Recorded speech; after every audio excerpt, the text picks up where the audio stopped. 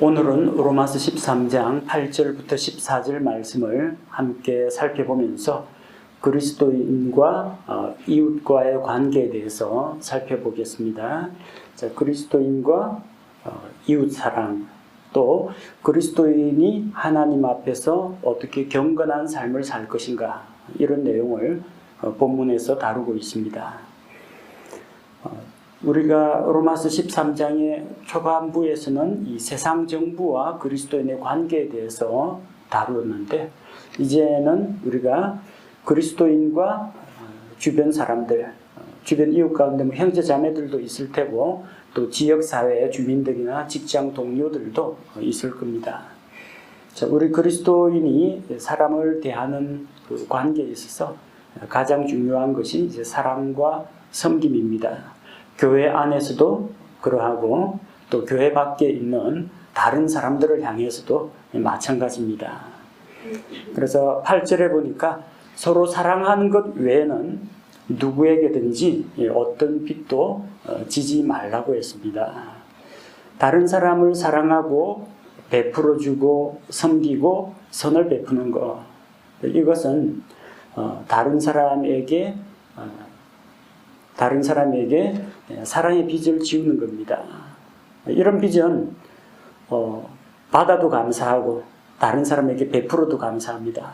주는 자도 받는 자도 모두 감사하기 때문에 문제가 되지 않습니다. 사랑으로 섬기고 또 고마워하면서 감사하면서 그 섬김을 받는 것은 전혀 문제가 되지 않습니다.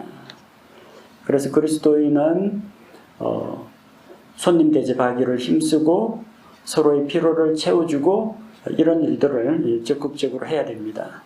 그런데 그 이외에 다른 것은 빚을 지거나 또 혹은 빚을 지우거나 하지 말라는 겁니다. 자, 그렇다고 해서 우리가 이 세상 살아가면서 아무런 빚도 지지 않고 살아갈 수는 없습니다. 본문에서 말하는 그 빚은 누군가에게 내가 갚아야 할 의무가 있는 것을 빚이라고 합니다. 사랑으로 섬기고 베푼 것은 갚을 필요가 없습니다. 자기도 똑같이 섬기면 되니까. 그래서 이제 채권 채무의 관계는 아닙니다. 뭐가 채권 채무의 관계냐? 마땅히 자기가 줘야 하는데 안 주는 거, 이게 빚을 지고 있는 상태입니다. 그게 어디 나와요? 앞쪽에 7절에 나오죠. 마땅히 받아야 할 자에게 줄 것을 줘야 됩니다. 공세 받을 자에게 공세를 줘야 하고, 관세 받을 자에게 관세를 줘야 하고, 또 국가 공권력을 가지고 사람들을 다스리고 섬기는 자들에게 예의를 갖추고 그들을 두려워하고 그들에게 존경을 바쳐야 합니다. 그렇게 하지 않는 것이 빚을 지는 겁니다. 그래서 본문의 맥락은 납세와 국가 및 정부에 대한 그리스도인의 의무하고 관련되어 있는 겁니다. 우리가 마땅히 내야 할 세금도 안 내고 범칙금도 안 내고 과태료도 안 내면 그건 결국은 국가와 사회에 빚을 지고 있는 셈입니다. 그 재정 손실은 누군가 다른 시민들이 낸 세금으로 아마 메우게 될 겁니다. 자, 그래서 1차적인 본문의 문맥의 의미는 빚지지 말고 마땅히 받아야 할 자들, 마땅히 주어야 할 것을 우리가 주어야 한다. 그런 이야기입니다. 자, 자본주의 사회에서 우리가 살아가면서 빚을 안 지고 살기는 대단히 어렵습니다. 집을 장만할 때 대부분의 사람들이 현금 가지고 집을 사는 게 아니라 은행에 담보대출을 받습니다. 주택담보대출을 받습니다. 또 학생들은 등록금을 일시불로 내기가 어려우면 나중에 졸업한 다음에 갚기로 하고 학자금 대출을 받습니다. 우리가 사용한 이 신용카드, 내가 이 플라스틱 신용카드 내고 물건을 삽니다. 돈은 누가 내요? 내 통장에 잔액이 부족하더라도 카드사에서 먼저 결제 대금을 지불해주고, 나는 카드 결제일에 연결되어 있는 계좌에다가 돈을 채워놓으면 그게 카드사로 빠져나갑니다. 일종의 외상으로 빚을 지는 셈이죠. 그래서 뭐 신용카드라든지 외상거래라든지 이런 것들도 다 빚입니다. 빚 안 지고 살 수는 없어요. 그래서 본문의 말씀은 우리에게 신용거래하지 마라, 대출 받지 말라, 그런 이야기는 아닙니다. 우리가 일상생활을 하면서 다른 사람에게 빚을 져가지고 내가 어떤 의무감에서 갚아야 할 그런 책임을 지고 있는 이런 일들은 하지 말라는 겁니다. 내가 누군가에게 빚을 졌다는 것은 누군가는 나한테 받을 게 있다는 이야기입니다. 그 사람에게는 그만큼 어떤 경제적인 손실이 있을 수가 있죠. 그래서 성도들 사이에서 돈 거래를 한다든지 돈 빌려주고 돈 꿔주고 또 서로 간에 이제 이 돈 거래를 하고 뭐 이자 놀이를 하고 이런 것은 옳지가 않습니다. 서로 돈을 빌리거나 빌려주거나 하면은 나중에 돈 때문에 교회 안에 문제가 생길 수가 있습니다. 보통 돈 안 빌려주면은 그렇게 안 받는데 나를 친구로 생각하지 않는구나 이렇게 서운하게 생각하는데 실은 좋은 친구 관계가 돈 때문에 돈 거래하다가 좋은 사람을 잃어버리는 그런 일들이 더 많습니다. 비단 이것은 채권 채무 거래뿐만이 아니라 다른 사람에게 어떤 부담을 지우거나 역으로 내가 갚아야 할 부담을 안고 있는 이런 것들은 다 빚이 됩니다.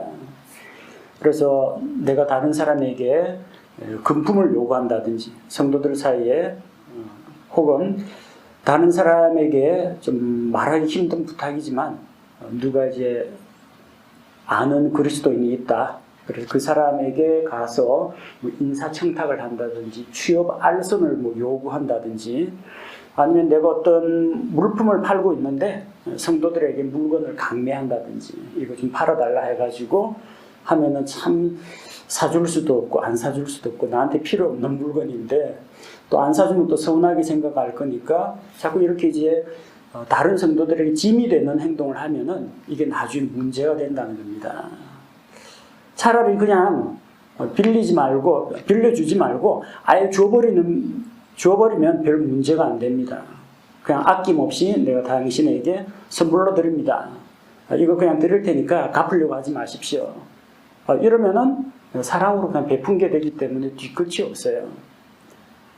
그리고 그 사람도 갚아야 할 의무가 없습니다. 그러면 이게 자유롭습니다. 근데 누구에게 돈을 얼마 빌려주고 언제까지 받기로 하고 이자는 얼마로 하기로 하고 갚지 못하면 어떤 걸 처분하기로 하고 이렇게 매이게 되면요. 빚을 지고 있는 사람도 부담이고 그 참 돌려받아야 되는 사람도 말하기가 좀 성도들 사이에서 난감합니다. 그것 때문에 인간관계가 더 어려워질 수가 있습니다. 그래서 사랑으로 거저주고 선물로 은혜로 거저받고 이런 거 말고는 성도들 사이에 혹은 다른 사람과의 관계에서 빚지지 말라는 이야기입니다. 그래서 이 사랑과 연관해서 사랑은 아낌없이 나누어주고 베풀어주는 겁니다. 이렇게 사랑의 동기로 나누고 섬기면은 율법의 문제는 간단히 넘어설 수가 있습니다. 율법은 딱 선을 그어놓습니다. 요거 하면 죄, 안 하면은 착하다고 하지는 않습니다. 안 하면은 정상이다, 다행이다 생각합니다. 율법의 기준으로 하면은 죄가 되거나 안 하면은 본전입니다. 사랑은 그게 아니죠. 법을 어기거나 나쁜 짓을 하는 그런 일을 안 하는 건 물론이고 한 걸음 더 나아가서 적극적으로 선을 행하는 그런 것이 하나님께서 우리에게 보여주신 사랑입니다. 그래서 율법의 수준보다 사랑의 수준이 훨씬 더 높습니다. 그래서 누군가를 사랑하면은 율법의 요구는 자연스럽게 이루어집니다. 율법의 핵심적인 내용, 구약 성경에 물론 하라는 계명, 하지 말라는 계명이 많이 있지만 대표적으로 율법을 압축해 가면은 10계명을 꼽을 수가 있죠. 첫 번째 계명부터 네 번째 계명까지가 하나님과의 관계에 대한 겁니다. 그래서 하나님 이외에 다른 신을 섬기지 말라. 우상을 만들고 거기에 경배하지 말라. 하나님의 이름을 헛되이 함부로 취하지 말라. 안식일을 기억하여 거룩하게 지키라. 하나님과의 관계에 대한 겁니다. 이것은 하나님 사랑과 관련된 율법입니다. 그 다음으로 제5계명부터 마지막 10번째 계명까지는 사람과 사람 사이에 지켜야 할 규범들입니다. 5번째 계명이 약속 있는 첫 계명이죠. 내 부모를 공경하라. 그래야만 내가 장수하고 땅에서 잘 될 것이라고 하셨습니다. 사실 율법 지킨다고 상 안 줍니다. 하나님 저 살인 안 했습니다. 저는 간음 안 했습니다. 아유 착하다 그러지 않습니다. 그거 당연한 겁니다. 도둑질 안 했다고 상 줍니까? 도둑질 하면 벌 받습니다. 안 하면 안 하는 게 당연하죠. 근데 이 10계명 가운데 지켜 행하면 상이 걸려 있는 게 있어요. 그래서 약속 있는 첫 번째 계명이 제5계명, 사람과 사람 사이에서 지켜야 할 첫 번째 계명입니다. 부모에 대한 사랑과 섬김. 요거는 약속과 보상이 있습니다. 다음 제6계명부터 10계명까지 살인하지 말라, 간음하지 말라, 도둑질하지 말라, 이웃을 대적하여 거짓 증언하지 말라, 내 이웃의 소유를 탐내지 말라. 이건 전부 사람과 사람 사이의 관계에 대한 것입니다. 그래서 10계명을 이제 둘로 나누면은 어떻게 돼요? 하나님을 사랑하라. 내 이웃을 내 몸과 같이 사랑하라. 이렇게 정리할 수가 있습니다. 그래서 모든 율법은 이 안에 다 들어 있습니다. 율법의 가장 기본적인 정신이 무엇입니까? 율법의 정신은 사랑과 공의입니다. 하나님과의 관계에 있어서 의롭게 바르게 행할 것과 사람과의 사이에서 바르게 정직하게 진실하게 행할 것을 이야기하고 하나님을 사랑할 것과 이웃을 사랑할 것을 율법에서 이야기하고 있습니다. 따라서 하나님을 사랑하고 이웃을 사랑하면 율법의 수준은 간단히 뛰어넘는다는 겁니다. 사랑은 이웃에게 해를 끼치지 않습니다. 더 나아가서 다른 사람의 필요를 채워주고 다른 사람의 유익을 위해서 섬기고 도와줍니다. 그래서 사랑은 율법의 완성이라고 합니다. 오늘 우리가 읽은 그 본문의 말씀에도 10절에 보니까 그러므로 사랑은 율법의 완성이라고 했죠. 갈라디아서 5장 14절에서도 온 율법은 이것, 즉 너는 내 이웃을 내 자신과 같이 사랑하라 하신 한 말씀 안에서 성취되었다고 합니다. 사랑이 율법을 완성합니다. 율법과 사랑은 서로 반대되는 개념이 아니라 율법에서 사랑과 공의를 이야기하고 있지만 하나님 사랑과 이웃 사랑이 율법의 모든 요구 조건을 포용하고도 남음이 있다는 겁니다. 그래서 우리는 구원받은 그리스도인으로서 어떻게 살아갈 것인가? 그리스도인의 생활에 있어서 하나님께 대해서 자기 몸을 들여서 헌신하고 교회 안에서는 형제간에 서로 사랑하고 존중하며 하나님께서 주신 은사로 성도들을 섬기며 대적하는 자들은 선으로 악을 이기고 세상 정부와의 관계에 있어서는 하나님께서 세우신 권위와 질서에 복종을 하고 이웃에게는 사랑으로 대하고 이것이 그리스도인의 인간관계입니다. 그래서 지금까지 이제 그리스도인의 생활 가운데에서 대외적인 것들을 주로 이야기했습니다. 하나님과의 관계, 교회 안에서 성도들과의 관계, 세상 정부와의 관계, 이웃과의 관계. 또 한 가지가 있죠. 자기 내적인 거룩함과 경건에 대한 것입니다. 그게 11절에서 14절에 나옵니다. 그리스도인의 경건한 생활. 자, 11절에 보니까 때를 분별하라고 합니다. 또 때를 알거니와. 이 때라는 것은 무엇을 말합니까? 지금이 저녁 시간이네. 밥 먹을 때가 됐네. 이런 때가 아니고요. 지금 우리가 살고 있는 지금 이 현 세대, 지금 이 시대를 바르게 분별하라는 겁니다. 여러분, 우리는 때를 잘 알고 있습니다. 지금 이때가 무슨 때입니까? 마지막 때입니다. 마지막 때. 주님 다시 오실 날이 가까이 온 이 우리 신약 교회 시대가 거의 끝이 나가는 그런 때가 바로 지금 이때입니다. 세상은 날이 갈수록 사악해지고 있는 그런 때입니다. 주님께서 오실 날이 가까이 왔다는 것을 알고 우리가 정신을 차려야 됩니다. 이때는 어떤 때입니까?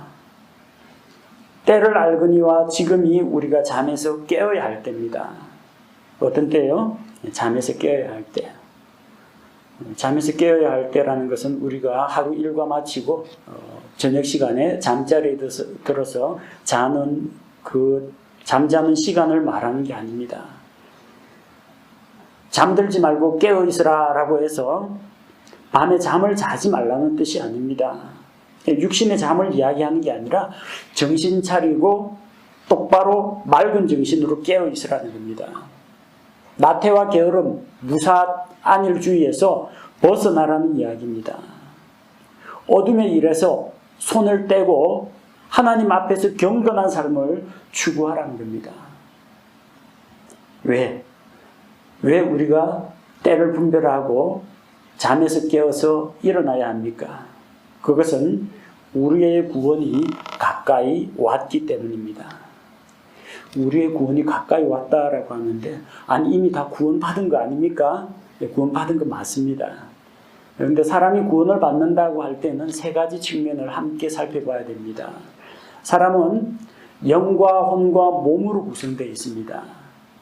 영은 우리가 예수님을 믿을 때 성령님을 통해서 다시 태어났습니다. 해결되었죠? 우리의 혼은 우리가 예수 그리스도를 믿을 때 베드로전서 1장 9절에서 믿음의 결말 곧 혼의 구원을 받았다고 했습니다. 죄를 지은 혼은 지옥에 들어가는데 우리는 예수님을 믿음으로 모든 죄를 예수님의 피로 용서받았습니다.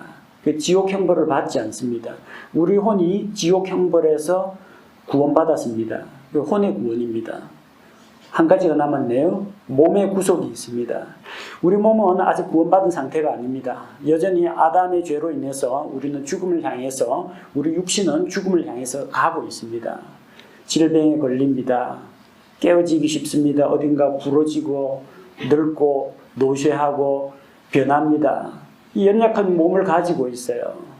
그리고 이 육신의 정욕에 길들여져 가지고 우리는 아직 이것도 우리 안에 하나님께서 주신 새 사람과 옛 사람이 공존하고 있습니다. 그래서 우리는 예수님께서 다시 오셔서 우리의 이 썩어 없어질 이 육신조차도 영광스러운 몸으로 변화될 그날을 기다리고 있습니다. 그래서 우리의 몸이 거룩하게 변화되고 죽었던 몸이 다시 부활하고 예수 그리스도의 영광과 그분의 거룩하심에 우리가 동참하게 되는 그것이 바로 몸의 구속입니다. 이미 우리가 로마서 8장 23절에서 살펴보았습니다.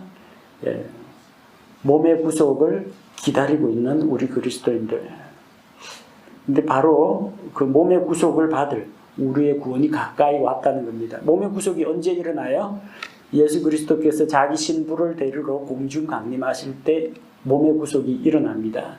그리스도 안에서 먼저 죽은 자들이 부활의 몸으로 일어납니다. 살아서 주님 오시는 것을 맞이하는 자는 죽음을 맛보지 않고 그 몸이 거룩한 몸, 영광스러운 몸으로 변화가 됩니다. 바로 그때 몸의 구속이 일어나는데, 우리의 구원이 가까이 왔다는 것은 예수님 오실 때가 다 되었다라는 이야기입니다. 가깝습니다. 얼마나 가깝습니까? 본문 말씀에는 우리가 처음 믿었을 때보다 우리의 구원이 더 가까이 있다고 했습니다. 가까이 왔습니다. 주님 오실 날이 가까이 왔습니다. 1년 전보다는 지금이 훨씬 더 가깝습니다. 한 달 전보다는 지금이 더 가까이 왔습니다. 어제보다는 오늘이 주님 오실 날이 하루 더 가까워졌습니다. 주님 오실 날이 가까이 왔다면 어떻게 해야 되겠어요? 게을르면 안 됩니다. 나태해가지고 잠자고 있으면 안 됩니다. 주님 오시는 날 내가 주님께서 기뻐하지 않는 이상한 장소 가서 세상 사람들하고 부도덕하고 타락한 일을 하고 있으면 그 얼마나 주님 보시기에 부끄럽겠습니까? 옛날에 학교에서도요, 쉬는 시간에 막 도시락도 까먹고 친구들끼리 뭐 싸움도 하고 그다음에 이거 뭐 동전 갖고 짤짤이도 하다가 누군가 밖에서 망보고 있다 선생님 오신다 하면 차차차차차 그냥 탁 조용해집니다. 여러분 우리 일상생활하면서 막 이런 생활 저런 생활 뭐 이런 모습 저런 모습 하고 야 예수님 오신다 하면 다다다닥 하고 정신 차려야 됩니다. 예수님 오실 날 가까이 왔어요. 정신 차리고 깨어 있어야 됩니다. 밤은 점점 지나가고 밤이 깊을수록 새벽은 가까이 옵니다. 이제 밤은 많이 지나고 낮이 가까이 왔습니다. 부활의 그 아침이 주님 다시 오시는 영광스러운 그날이 점점 다가오고 있습니다. 사람들은 주로 밤에 죄를 짓습니다. 요즘은 백주대낮에도 강도 살인사건이 일어나긴 합니다만 일반적으로 이 당시에는요 주로 도둑도 밤에 활동을 합니다. 그리고 어둡고 컴컴한 곳에서 주로 사건 사고들이 일어납니다. 밤에는 어둠에 속한 일들을 합니다. 어둡기 때문에 어둠이 자기를 가려주고 어둠이 다른 사람의 시선으로부터 자기를 숨겨준다고 생각하기 때문입니다. 남들 안 보는 데서는 사람들이 본색을 드러내고 자기 육신적인 모습을 드러내게 됩니다. 데살로니가전서 5장 7절에 보면 잠자는 자들은 밤에 자고 술 취하는 자들은 밤에 취하느니라. 낮잠 자는 사람도 있고 대낮부터 낮술하는 사람도 있습니다. 근데 일반적으로는 사람은 밤에 잠잡니다. 근데 밤이 지나면 어떻게 해야 돼요? 깨어 일어나야 됩니다. 술 취하는 자들은 밤에 취합니다. 그러나 아침이 되면 정신 차리고 일어나야 돼요. 그리고 우리는 밤이 지나고 낮이 가까이 오니까 점점 새벽이 밝아오면은 이제는 어둠에 속한 행위들을 벗어버려야 됩니다. 에베소서 5장 11절에 열매 없는 어둠의 일들에 참여하지 말고 도리어 그것들을 책망하라고 했습니다. 어둠에 속한 일, 세상 사람들과 연합해서 죄짓고 부도덕한 그런 일에 연루되거나 동참해서는 안 됩니다. 참여도 하지 말고 오히려 그런 자들을 말씀으로 책망하고 도전을 해야 됩니다. 그래서 우리는 빛의 갑옷을 입어야 합니다. 빛의 갑옷을 입고 빛 가운데에서 행해야 합니다. 밤에 사람들은 죄를 짓습니다. 그래서 우리는 밤에 속한 자가 아니라 13절 말씀처럼 낮에 하듯이 해야 됩니다. 낮에 하듯이 어떻게 해요? 정직하게 행해야 합니다. 흥청망청하는 생활을 벗어버려야 됩니다. 술 취하지 말아야 합니다. 꼭 술만 이야기하는 건 아닙니다. 자기를 취하게 만들고 탐닉하게 만드는 것들이 있을 거예요. 어떤 이는 술, 어떤 이는 도박, 어떤 이는 마약, 어떤 이는 성적인 것에 빠져가지고 취해 있습니다. 거기서 깨어나야 됩니다. 또한 결혼 관계에서 침실을 더럽히지 말라. 침실 청소를 열심히 하라는 이야기가 아니고 침실은 부부의 것입니다. 그 이외에 다른 사람이 개입하면 안 돼요. 남자든 여자든 자기 배우자 이외에 부도덕한 관계를 맺지 말고 결혼 관계에 있어서 순결을 유지하라는 이야기입니다. 낮에 행하는 것처럼 방탕하지 말아야 됩니다. 다투지 말고 시기하지 말아야 합니다. 이것이 빛에 속한 자들, 낮에 속한 자들이 가져야 할 삶의 모습입니다. 우리 14절에 나오는 말씀처럼 오직 주 예수 그리스도로 옷 입으라고 했습니다. 옷은 사람의 신분을 나타냅니다. 학생들은 교복을 입습니다. 군인은 군복을 입습니다. 공무원들은 자기들 공무원 정복을 입습니다. 각자 자기 복장을 가지고 있어야 그게 자기의 신분을 드러내고 자기의 기능과 역할을 드러냅니다. 이 소방대원이 방호복 이거 입죠. 그거 입어야 일을 할 수가 있는 거예요. 그냥 추리닝 바람에 불 끌어 가다가는 불에 탑니다.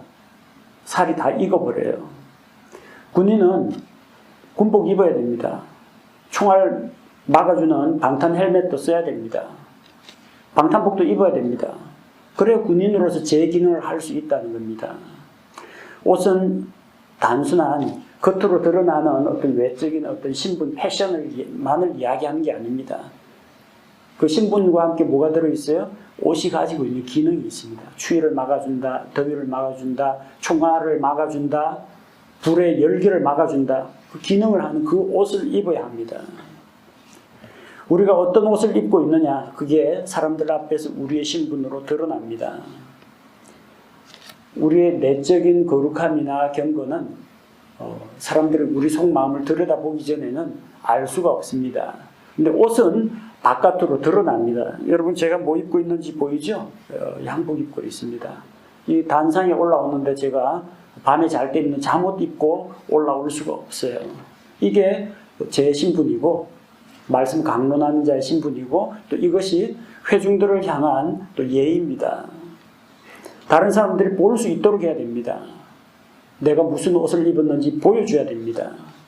즉 이 말은 주 예수 그리스도로 옷 입으라고 했죠. 주 예수 그리스도로 옷 입었으면 거기에 맞는 삶의 간증이 뒤따라야 한다는 겁니다. 내가 그리스도로 옷 입을 때 사람들은 나의 삶의 모습을 통해서 예수 그리스도를 보게 됩니다. 내가 그리스도인이라는 사실을 공개적으로 사람들 앞에서 드러내게 되는 겁니다. 또한 그 신분에 맞게 살게 됩니다. 의사들 하얀 가운을 입죠. 왜 하얀 가운을 입습니까? 뭔가 더러운 것이 묻으면 금방 알아볼 수 있기 때문입니다. 의사들이 시커멓게 옷 입고 있으면 때가 묻었는지 어디 뭐가 얼룩이 묻었는지도 모르고 수술실 들어가게 됩니다. 그러면 안 되겠죠. 환자를 진료하기 위해서는 깨끗한 옷을 입어야 됩니다. 그 깨끗한 옷 입고 식당에 내려서 김치찌개 먹으면 안 됩니다. 먹다가 이 옷 다 더럽힙니다. 우리가 주 예수 그리스도로 거룩한 옷을 입고 있으면요, 그 옷 입고 아무데나 못 갑니다. 술자리 못 갑니다. 도박밥 못 갑니다. 세상 친구들하고 제가 어울리는 그런 자리에 못 갑니다. 옷을 입으면 진짜 그만큼 조심하게 됩니다. 대외적으로 내 신분을 공개적으로 드러내고 또 예수님의 옷을 입고 우리가 그 옷에 맞는 합당한 삶을 살게 된다는 겁니다. 자, 주 예수 그리스도로 옷 입고 단순히 나 그리스도인이요, 나 침례 성도요, 이것만 자랑하지 말고 뭘 해야 돼요? 삶이 뒤따라야 합니다. 옷 입고 육신의 정욕을 채우고자 육신에게 기회를 주는 일이 있어서는 안 됩니다. 이 육신은 기회를 봅니다. 틈만 생기면 유혹에 이끌려가지고 육신의 정욕을 따라서 살려고 우리를 끌어가려고 합니다. 우리의 육신은 죄에 길들여져 있습니다. 그래서 가만히 내버려두면요, 착하고 바르게 살기보다는 게으르고 나태하고 나쁜 짓을 할 가능성이 더 높습니다. 죄에 길들여진 육신은 끊임없이 쾌락과 죄를 추구하기 때문에 조금이라도 빈틈을 주면 안 됩니다. 그래서 우리 스스로가 스스로에게 절제하고 제가를 먹여야 됩니다. 오늘 우리가 본 말씀들 살펴보면 사랑, 다른 사람을 사랑으로 섬기고 베풀고 나눠주고 또 사랑으로 말미암아 다른 사람의 그 사랑을 받기도 하고 또 주기도 하면서 서로가 서로 사랑하는 그 가운데에서 하나님께서 우리에게 주신 하나님의 그 도덕률, 율법을 완성하라고 했습니다. 율법의 기본 정신, 사랑과 공의, 하나님 사랑, 이웃 사랑, 그 모든 것은 율법의 모든 계명은 다 사랑하고 연관이 되어 있습니다. 사랑은 이웃에게 해를 끼치지 않습니다. 율법은 나쁜 짓 하지 말라고 합니다. 나쁜 짓 안 하는 그 정도가 아니라 이웃에게 적극적으로 선을 베푸는 것이 사랑입니다. 사랑하는 자는 율법의 요구를 다 이루었습니다. 그래서 우리가 율법적인 그리스도인이 되면 안 돼요. 이러고 해야 되나 말아야 되나 하면은 죄일 것 같고, 안 하면은 본전 다행. 이 선에서 계속 줄타기 하면서 죄냐 아니냐 죄냐 아니냐 여기서 왔다 갔다 하면요 영적 성장이 안 이루어집니다. 사랑은 죄냐 아니냐가 아니라 그보다 한참 더 떨어져서 이것이 하나님께 기쁨이 됩니까? 이것이 하나님을 영화롭게 하는 것입니까? 이것이 다른 사람에게 유익을 끼칩니까? 이것이 교회를 세우고 성도들을 섬기는 길입니까? 이런 기준으로 봅니다. 이게 나쁜 짓인가요? 아닌가요? 왜? 나쁜 짓 아니면 해보게? 그런 수준은 졸업해야죠. 사랑은 율법의 그 아슬아슬한 수준을 훨씬 더 뛰어넘습니다. 때가 이 시국에 하는데, 지금 이 시국은 어떤 시국이냐면요, 사이비 이단 거짓 대언자들이 판을 치는 마지막 때입니다. 이 마지막 때에 우리가 어떤 삶을 살아야 하느냐, 어떤 옷을 입고 살아야 하느냐, 신분에 맞는 옷을 입어야 합니다. 하나님의 자녀라는 그 신분, 구원받은 성도라는 신분, 천국 시민이라는 그 신분에 합당한 옷을 입어야 됩니다. 빛의 갑옷을 입고 어둠에 속한 일을 버려야 됩니다. 예수 그리스도로 옷 입고 육신에 속한 일들을 버려야 합니다. 그리스도인의 인간관계는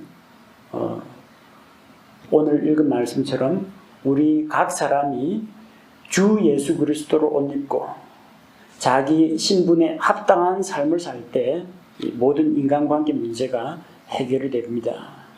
우리가 예수 그리스도로 옷 입고 예수 그리스도를 믿는 성도로서 합당한 삶을 사람들 앞에 나타내 보일 때, 마태복음 5장 16절처럼 우리의 선한 행실을 보고 사람들은 하늘에 계신 하나님 아버지께 영광을 돌리게 됩니다. 저 사람은 왜 어떻게 저런 삶을 살 수 있는가? 알고 보니 그리스도인이었다. 그래서 하나님께 영광이 돌아가고 마침내는 그 사람들이 복음을 받아들이고 예수 그리스도께로 돌아오는 계기가 된다는 겁니다. 우리 그리스도인의 삶은 예수 믿고 구원받는 것으로 끝나는 것이 아닙니다. 구원받은 이후에는 삶이 변화되어야 됩니다. 선한 삶과 또 사랑으로 섬기고 화평하게 하는 그런 삶이 우리 그리스도인의 삶의 모습입니다.